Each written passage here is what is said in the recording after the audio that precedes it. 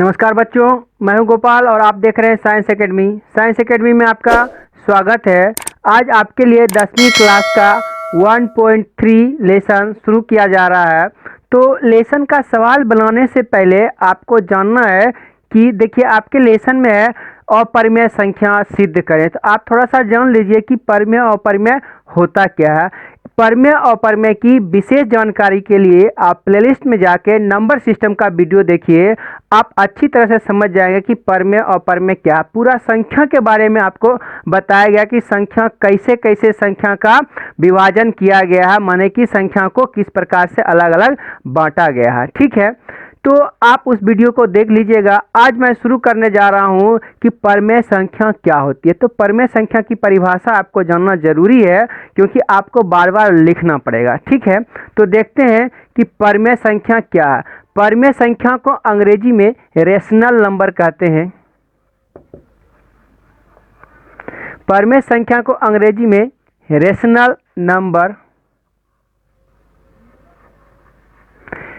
Number कहते हैं। इसको हिंदी में परिमेय संख्या। तो ये तो हो गया नाम। अब इसका डिफिनेशन माने कि आपसे पूछा जाएगा कि परिमेय संख्या किसको कहते हैं। ठीक है, तो देखते हैं कि परिमेय संख्या किसको कहते हैं। तो परिमेय संख्या वैसी संख्या जिसे P/Q के रूप में लिखा जा सके।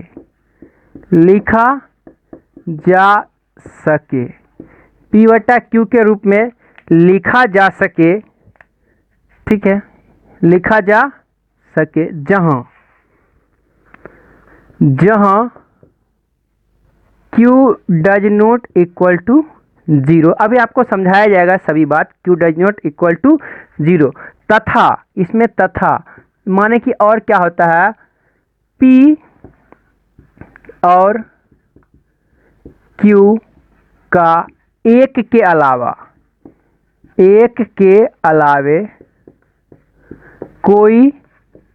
अलावे कोई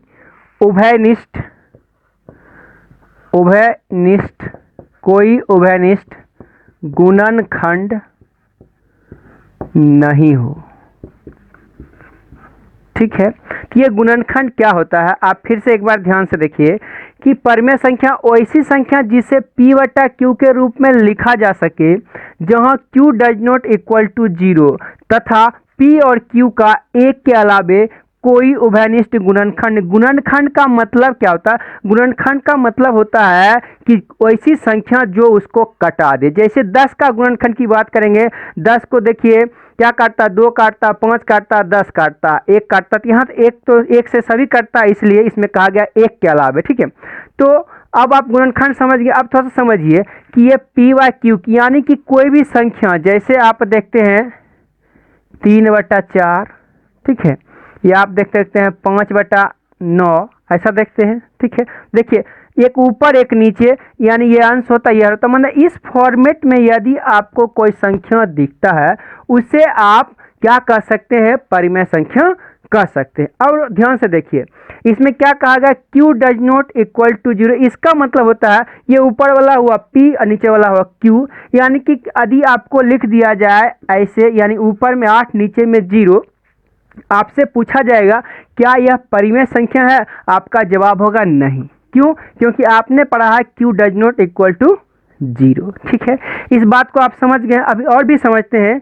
ठीक है, अब देखिए दूसरा बात इसमें क्या कहा गया है कि P और Q का एक के अलावे कोई उभयनिष्ठ गुणनखंड नहीं हो। तो गुणनखंड का मतलब आपने देखा कटने वाला।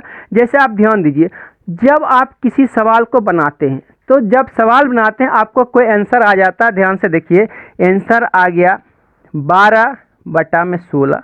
ठीक है, आंसर आ गया 15/25। तो आप ध्यान दीजिए, आप जब सवाल बनाते हैं आपको आंसर आ जाता है 12/16, 15/25।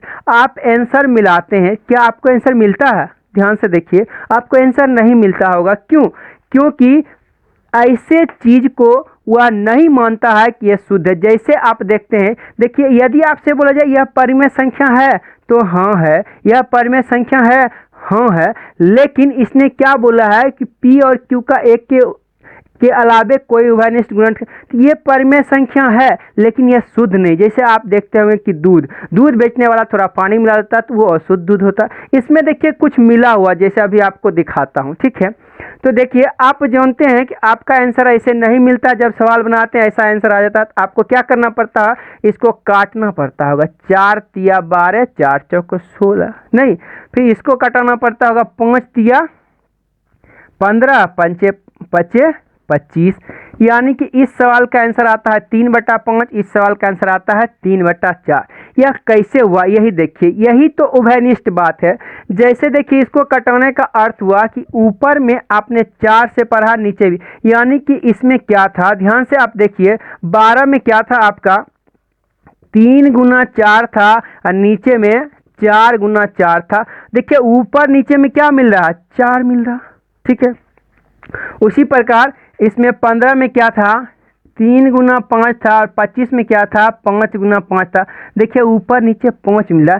इसका मतलब हुआ कि P और Q का एक उभयनिष्ठ गुणनखंड इस सवाल में क्या था 4 था, इसमें क्या था 5 था, इसीलिए यह परिमेय संख्या नहीं हुआ, शुद्ध नहीं हुआ, यह अशुद्ध हुआ। इसीलिए इस सवाल का आंसर ऐसे नहीं होता, क्योंकि आपका जो भी आंसर आया है वो शुद्ध होना चाहिए। अब आप देखिए कि आप बोलेंगे क्या यह शुद्ध हुआ, तो शुद्ध हुआ, क्यों, आप जानते हैं कि P और Q का उभयनिष्ठ गुणनखंड 1 होना चाहिए। तो देखते हैं 3 को आप क्या लिख सकते हैं 3 गुना 1 और 4 को लिख सकते हैं 4 गुना, इसमें क्या मिला सिर्फ 1 मिला। उसी प्रकार यहाँ पर जब आपका 3/5 आया तो आप लिख सकते हैं 3 गुना 1 और 5 गुना 1। तो देखिए ऐसे, यानी कि ऊपर और नीचे, यानी P और Q का जो उभयनिष्ठ गुणनखंड हो वह सिर्फ 1 होना चाहिए, तभी वह परिमेय संख्या होगा, अन्यथा कभी कभी होगा लेकिन वह शुद्ध नहीं होगा, ठीक है।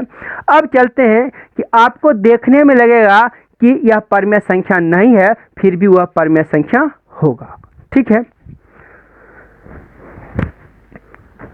तो आप ध्यान से देखिए, इसको मैं दिखा रहा हूं। तो ये बात आप समझ गए हैं, अभी आपको क्या समझाया गया है। अब थोड़ा सा देखिए कि यदि आपसे कहा जाए कि यह परिमेय संख्या है तो आप बोलेंगे हाँ, तो लेकिन आप कहिएगा कि सर अभी आपने तो पढ़ाया है कि परिमेय संख्या का जो परिभाषा होता है वह इस फॉर्मेट में होना चाहिए, यानी P/Q में, इसमें तो P/Q नहीं है। देखिए ध्यान दीजिए, आप ये देखिए कि कोई भी संख्या जो है जनरली नेचुरल नंबर प्राकृतिक संख्या, ठीक है, उसके नीचे में ऐसे बटा में आप अपने मन से 1 लगा दीजिए, कोई फर्क पड़ने वाला नहीं है, संख्या में कोई फर्क नहीं पड़ा। इसका मतलब हुआ कि ये हो गया P, ये हो गया Q, यानी कि P/Q का फॉर्मेट दिख गया है। दिख गया तो इसका मतलब यह क्या है, परिमेय संख्या रेशनल नंबर है। इसका मतलब यह हुआ कि कोई भी संख्या पहला नंबर तो बटा में दिखना चाहिए, यानी अब आपको बता रहा हूं 5/9, 3/8, 7/12। देखिए ये दिखा, यह भी परिमेय है, ठीक है। यदि आपको ऐसा दिख जाए 5, 4, 3, 6, 2, यह भी परिमेय संख्या है, क्योंकि सबके नीचे में 1 है। अब आपको एक चीज और दिखाते हैं, कुछ संख्या आपको ऐसे दिखेगा कि उसमें क्या होगा कि आपको रूट जैसा दिखेगा, क्योंकि आगे आप पढ़ेंगे कि रूट के अंदर जो भी होता है वह अपरिमेय, लेकिन यहाँ देखिए रूट के अंदर क्या होगा, परिमेय होगा। कैसे, जैसे देखिए रूट के अंदर कोई भी संख्या रहे, जैसे आपको देखिए 4, जैसे आप देखते हैं 25, जैसे आप देखिए 16, ठीक है। तो इसका मतलब ये हुआ कि रूट के अंदर कोई भी संख्या है उसका यदि पूरा वर्गमूल निकल जाता है तो ये भी परिमेय हुआ, ये भी परिमेय हुआ, ये भी परिमेय हुआ। यही यदि आपको कहीं पर लिखा जाए कि रूट अंडर 2 बोलेगा ये परिमेय है, तो आप बोलेगा नहीं ये क्या है, अपरिमेय है। यानी कि साथ ही साथ आपको परिमेय के साथ साथ अपरिमेय संख्या का भी ज्ञान हो रहा है, यानी इरेशनल नंबर का भी ज्ञान आप सीख रहे हैं। यानी कि इस प्रकार का जो भी संख्या होगा वह क्या होगा, इरेशनल नंबर होगा। तो इसको अभी हटाते हैं, ठीक है। यानी कि ऐसे बटा वाला, बिना बटा वाला, रूट वाला ऐसा होना चाहिए जो रूट से बाहर आप आसानी से निकाल सकते हैं। पॉइंट में नहीं होना चाहिए। परफेक्ट स्क्वायर जो भी होगा वह क्या होगा, परिमेय संख्या होगा। एक ऐसा भी होता है, ठीक है, यानी कि 0.222 इस पर ऐसे लाइन होगा, यह भी एक परिमेय संख्या होगा। ठीक है, यह भी एक क्या होगा, परिमेय संख्या होगा। आप देख रहे हैं। अब देखिए इसी को ध्यान से देखिए, ऐसा होगा यानी कि 3.25 इस पर 25, ठीक है, चलता रहेगा। तो ऐसा भी होगा, ध्यान से थोड़ा सा एक मिनट और देखिए, 3.25 25 25 डॉट डॉट डॉट। देखिए इसका मतलब हुआ 25 25 25 रिपीट हो रहा। तो ऐसी कोई संख्या होगा तो यह भी एक परिमेय संख्या होगी। ठीक है, अब एक बात ध्यान से देखिएगा, आप बचपन से जब से यदि परिमेय अपरिमेय का आपको ज्ञान दिया गया होगा तब से आप एक बात जानते होंगे, एक सिंबल होता है ये वाला, इस सिंबल का नाम है पाई। क्या नाम है, पाई। इसका क्या नाम है, पाई। तो आपसे पूछा जाता कि पाई क्या है, तो पाई एक अपरिमेय संख्या है। पाई क्या है, पाई क्या है, अपरिमेय, अपरिमेय, जिसको अंग्रेजी में इरेशनल नंबर कहते हैं। ठीक है, लेकिन आप यह भी जानते हैं कि आपने पढ़ा है कि पाई बराबर होता है 22/7। तो आपने ठीक पढ़ा है, पाई बराबर 22/7 होता है, लेकिन आप अभी छोटे क्लास में थे, आपको इतना अच्छी तरह से पढ़ाया नहीं गया है।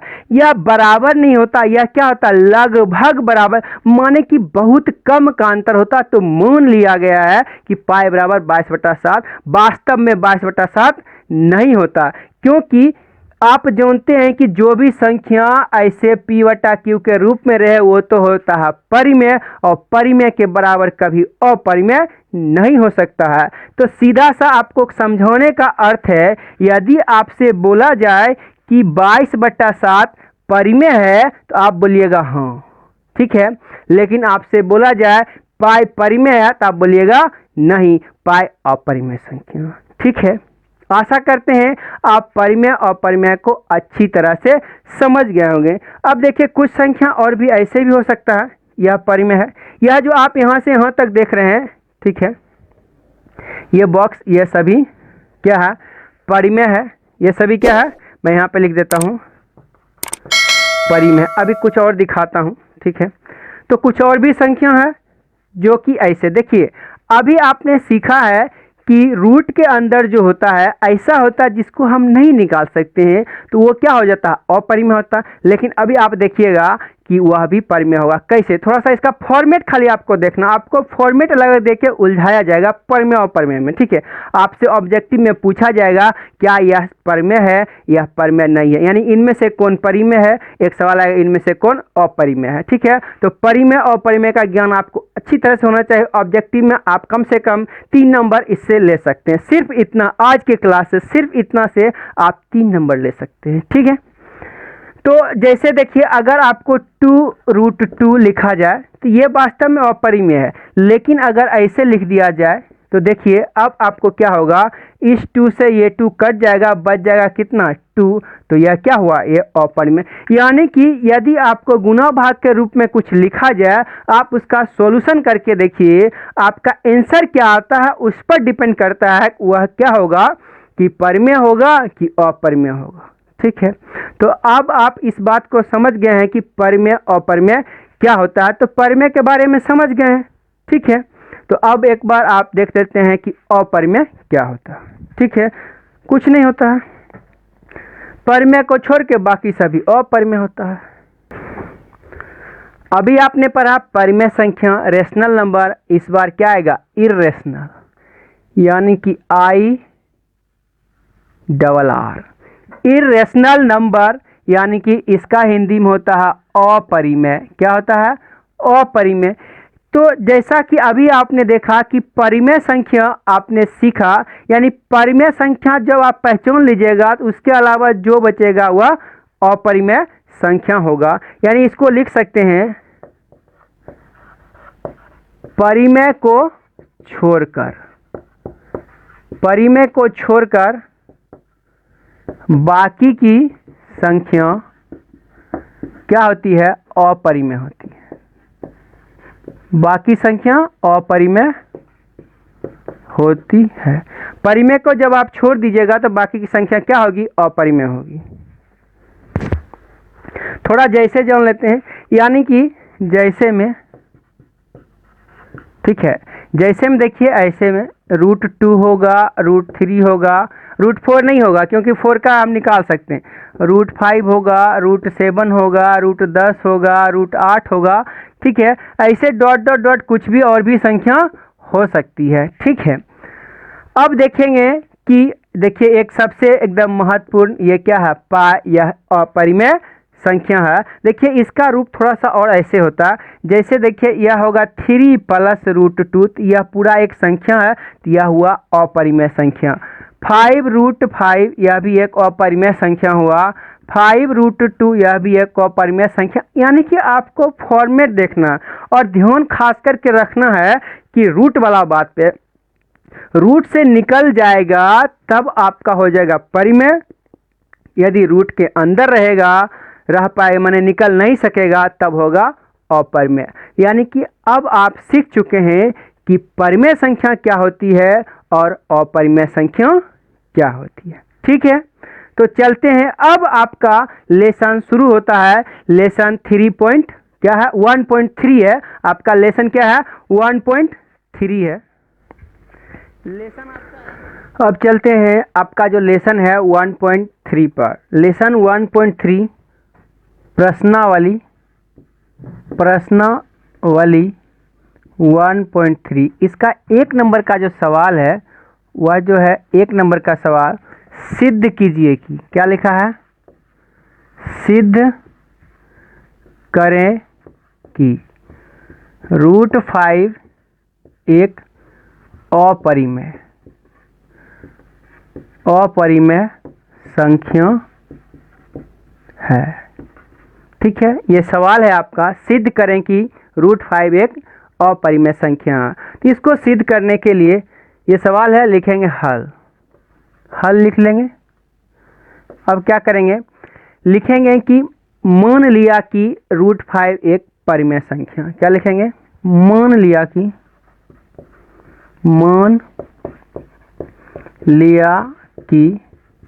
√5 एक परिमेय संख्या है। √5 एक परिमेय संख्या है, इतना लिख देंगे। तो परिमेय संख्या जब आप लिख दिए तो आपको अब लिखना पड़ेगा परिमेय संख्या की परिभाषा से। तो परिमेय संख्या की परिभाषा आप जानते हैं, सिर्फ आपको लिखना है परिमेय संख्या की परिभाषा से। तो क्या लिखेंगे? परिमेय संख्या की परिभाषा से क्या होगा? परिमेय संख्या की परिभाषा से, यह परिमेय संख्या है तो परिमेय संख्या बराबर क्या होता है? P/Q के रूप में होता। तो परिभाषा से यह होगा √5 के बराबर होगा P/Q। अब P/Q हो गया तो जहां आप बोल सकते हैं Q, जहां क्या होगा? जहां Q does not equal to 0 होगा, और क्या होगा? P तथा Q का एक के अलावे कोई उभयनिष्ठ गुणनखंड नहीं है। इतना बात आप लिख दिए हैं परिभाषा से, ठीक है। तो परिमेय संख्या की परिभाषा से क्या लिखे कि √5 एक परिमेय संख्या की परिभाषा से √5 बराबर P/Q, Q does not equal to 0, P और Q का एक के अलावे कोई उभयनिष्ठ गुणनखंड नहीं है, ठीक है। तो अब हम क्या करते हैं? इस सवाल को आगे बढ़ाते हैं, ठीक है। आगे देखिए, आप जानते हैं इसके नीचे यदि 1 रखेगा तो तिरछा तिरछी ऐसे कीजिएगा। तिरछा तिरछी जब ऐसे कीजिएगा तो आपका यह क्या हो जाएगा? √5Q बराबर क्या हो जाएगा? P। ऐसा हो गया। अब आप इसको लिखिएगा कि दोनों तरफ वर्ग करने पर, क्या लिखेगा? दोनों ओर वर्ग करने पर, दोनों ओर जब वर्ग कर दीजिएगा तो इसका मतलब ये होगा √5q का स्क्वायर, फिर क्या हो जाएगा p का स्क्वायर। ठीक है, तो इसको जब आगे लिखिएगा तो यह होगा 5q स्क्वायर बराबर p स्क्वायर। ठीक है, तो यहाँ से आप क्या देख रहे हैं कि यदि आप देखिएगा तो यह 5 फिर उधर नीचे जाएगा, तो इससे क्या पता चलता है, इससे पता चलता है कि 5 क्या है पी स्क्वायर को क्या कर रहा, विभाज्य कर रहा। 5 क्या कर रहा, पी स्क्वायर को विभाज्य कर रहा। यह बात सीखने के लिए थोड़ा सा सीख लीजिए। जैसे देखिए इसको फिर इधर लिखेगा तो इससे पता चलेगा 5 पी स्क्वायर को विभाज्य कर रहा है, इसको समझ लीजिए। ठीक है, आपको यहाँ पे लिखना नहीं है, खाली समझना। जैसे देखिए यदि आपको बोला जाए कि 5 का स्क्वायर है, इसको 5 से कट जाएगा तो कट जाएगा, तो क्या 5 के स्क्वायर जब 5 काट रहा है तो खाली 5 को नहीं काटेगा, एकदम काटेगा। इसका मतलब ये हुआ कि इससे आप देख रहे हैं कि पी स्क्वायर को 5 विभाज्य कर रहा, इसलिए पी को 5 विभाज्य करेगा नहीं। तो यहाँ पे आप लिख सकते हैं चूंकि पी स्क्वायर को 5 विभाज्य करता है, इसलिए p को 5 विभाज्य करेगा। ठीक है, इसको आप समीकरण 1 बोल दीजिए। ठीक है, अब आप क्या कीजिए, फिर से इसी को बढ़ाने के लिए अब आप p बराबर कुछ भी फिर से रख लीजिए। तो अब मान लीजिए अब आपको लिखना है कि माना कि p बराबर 5r, क्या लिखिएगा, माना कि p बराबर 5r, ऐसा मान लिए हैं। अब क्या कीजिए, इस p का वैल्यू फिर समीकरण 1 में डाल दीजिए। तो अब मैं यहाँ पे लिखता हूँ। ठीक है, अब लिखेंगे समीकरण 1 से, समीकरण 1 से आप क्या कीजिएगा, यानी कि इसका वैल्यू जब इसमें दीजिएगा तो आपको हो जाएगा 5q स्क्वायर बराबर 5r, इस पर स्क्वायर। जब इसका सॉल्यूशन कीजिएगा आगे बढ़ाएगा तो आएगा 5q स्क्वायर बराबर 25r स्क्वायर, क्या आएगा 25r स्क्वायर, ऐसा आ जाएगा। तो अब देखिए अब आप इस 5 से इस 5 को कटा दीजिए, इस 5 से इस 5 को कटाइए, 25 को कटाइए तो 5 आएगा। अब देखिए आपको आ गया q स्क्वायर बराबर 5r स्क्वायर। जैसा आपने यहाँ देखा था इधर 5 था उधर नीचे गया, देखिए ये 5 इसके नीचे आएगा, तो इससे आपको इसको समीकरण 2 बोलिए। तो इससे आपको क्या पता चला कि यहाँ पे, तो अब आप यहाँ से बोल सकते हैं कि q स्क्वायर को 5 विभाज्य कर रहा, चूंकि q स्क्वायर को 5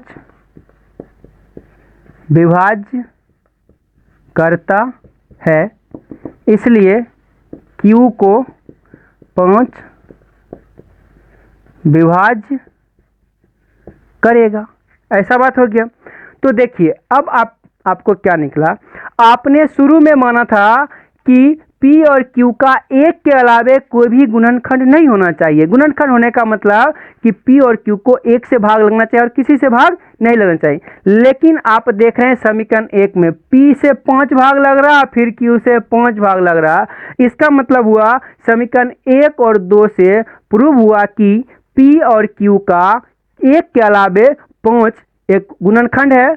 तो अतः क्या है, √5 एक क्या है, अपरिमेय संख्या है। तो अब आप यहाँ से लिख सकते हैं।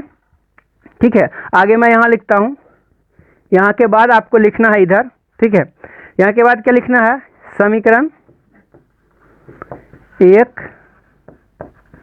और 2 से, समीकरण 1 और 2 से p और q का एक उभयनिष्ठ गुणनखंड 5 है, जो हमारी मान्यता, जो हमारी मान्यता के विरुद्ध है। मान्यता के क्या विरुद्ध? हमने माना था पी और क्यू का जो गुणनखंड होना सिर्फ एक होना चाहिए, लेकिन यहाँ क्या आ गया? 5 आ गया, जो हमारी मान्यता के विरुद्ध है। अतः √5 एक अपरिमेय संख्या, √5 एक अपरिमेय संख्या है। ठीक है, यह आपका हो गया है। ठीक है, तो यदि आपको समझने में कोई तकलीफ है तो प्लीज़ ये वीडियो है दोबारा पीछे करके देख लीजिए। और आपको बता दें कि √5 यहाँ पे क्वेश्चन था कि सिद्ध करें कि √5 एक अपरिमेय संख्या। तो यदि आपको सवाल में √5 के जगह पे √3 आ जाए, √2 आ जाए, आपको कुछ नहीं करना है, सेम ऐसे ही बनाना है। जहाँ पे √5 लिखा है वहाँ आपको क्वेश्चन में जो रहेगा √2 तो √2 भर दीजिए, क्वेश्चन में है √3 तो √3 भर दीजिए। तो आपको सीख गए हैं कि किसी भी रूट वाला परिमेय यानी अपरिमेय संख्या को कैसे सिद्ध किया जाता है। आप सीख चुके हैं। आशा करते हैं कि आप अच्छी तरह समझ भी गए होंगे। यदि फिर भी आपको समझने में कोई दिक्कत है तो वीडियो वापस करके रिपीट करके बार बार देखिए। तो आज के लिए बस इतना ही। फिर से मिलते हैं अगले वीडियो में अगले सवाल के लिए। तब तक के लिए नमस्कार।